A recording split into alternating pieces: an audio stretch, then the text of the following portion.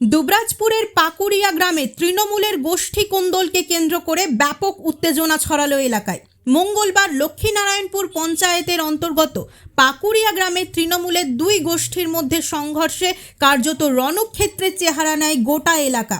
স্থানীয় সূত্রে জানা যায়, এদিন সকাল থেকেই দুই পক্ষের মধ্যে বিবাদ শুরু হয়। সময়ের সঙ্গে সঙ্গে সেই বিবাদ চরম আকার ধারণ করে সংঘর্ষে পরিণত হয়। অভিযোগ, পঞ্চায়েত সদস্য শেখ হাফিজের সঙ্গে শেখ মুস্তাকিম, ইব্রাহিম এবং সামালের গোষ্ঠীদ্বন্দ্ব থেকেই এই উত্তেজনার সূত্রপাত। সংঘর্ষ চলাকালীন ব্যাপক বোমাবাজি এবং গুলি চালানোর ঘটনাও সামনে এসেছে। গ্রামের বিভিন্ন এলাকায় মুড়ি মুড়কির মতো বোমা ছড়া হয় বলে অভিযোগ। এমনকি কয়েকটি বাড়ির উঠোনে তাজা বোমা পড়ে থাকতে দেখা যায়, যা আতঙ্ক আরও বাড়িয়ে তোলে। ঘটনার খবর পেয়ে দ্রুত ঘটনাস্থলে পৌঁছায় দুবরাজপুর থানার পুলিশ এবং কেন্দ্রীয় বাহিনী। পুলিশের হস্তক্ষেপে পরিস্থিতি বর্তমানে নিয়ন্ত্রণে এলেও আতঙ্কে রয়েছেন গ্রামবাসীরা। ঘটনায় আহত একজনকে দুবরাজপুর গ্রামীণ হাসপাতালে নিয়ে যাওয়া হয়। ঘটনাস্থল থেকে বেশ কয়েকটি গুলির খোল উদ্ধার করেছে পুলিশ। ইতিমধ্যেই কয়েকজনকে আটক করা হয়েছে বলে জানা গেছে। পুরো ঘটনার তদন্ত শুরু করেছে পুলিশ। প্রদীপ দাসের রিপোর্ট, নিউজ বার্তা। আমি টোটো নিয়ে চলে আসছি, ওর আগে কি হয়েছে আমি জানি না।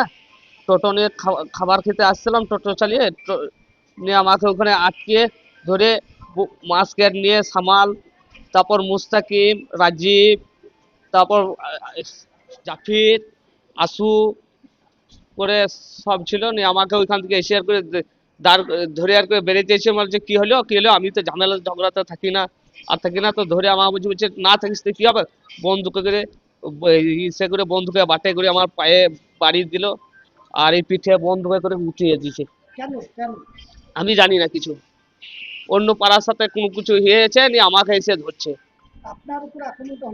আক্রমণ আমি জানি না, আমি ওই পেরিয়ে আসছি খাবার জন্য, বাড়ি আসছিলাম, বাড়ি আসতে আসতে আমাকে মারধর। ও তৃণমূলেরই বেদি, আমিও তৃণমূল। আমি ওই তোমার শান্তির।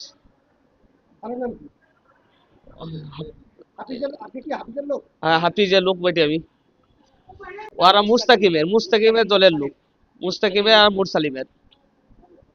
আমরা দেখলাম যে ওই ডাঙ্গালে নাকি ঝামেলা হয়েছে, এমনি হাতাহাতি। সেটা আমাদের সঙ্গে কোনো সঙ্গ নাই। গ্রামের সঙ্গে কোনো সঙ্গ নাই, ওটা মামা ভাগ্নি ঝামেলা। সেটাকে কেন্দ্র করে এইখান থেকে এসে ওরা বোম ছুটতে শুরু করে দিলে। ওই যে সামাল, জহির, ওই মুস্তাকিম, মুসলিম, এরা ওই তৃণমূলেরই দু লোক, কিন্তু ওইদিকে এখন সাপোর্ট ওইদিকে হাফিজের বিরোধী। হাফিজ তিনি টিএমসি। হ্যাঁ, গোষ্ঠীদ্বন্দ্ব।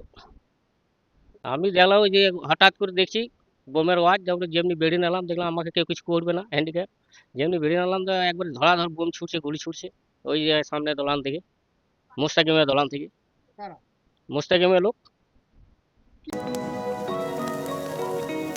कुछ इमोशंस रोशन कर देते हैं सब कुछ।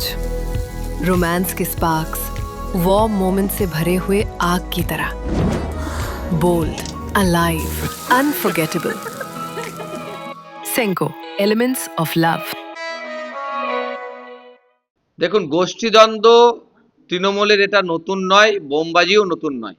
প্রত্যেকবারই নির্বাচন যখনই এসেছে, নির্বাচনের আগে কোথা থেকে বোম আসে, কারা বোম বাঁধে, কারা বোম মারছে, মানুষ জানে, পুলিশ জানে। তাই এই ধরনের ঘটনা আমরা তীব্র প্রতিবাদ জানাচ্ছি।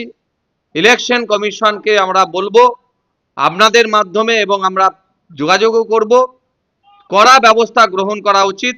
কোনো বুথে, কোনো গ্রামে, কোনো এলাকায় এরপরে না বোমবাজি, না সন্ত্রাস, না মারপিট, না কোনো ঝামেলা, আমরা কোনো কিছু দেখতে চাই না।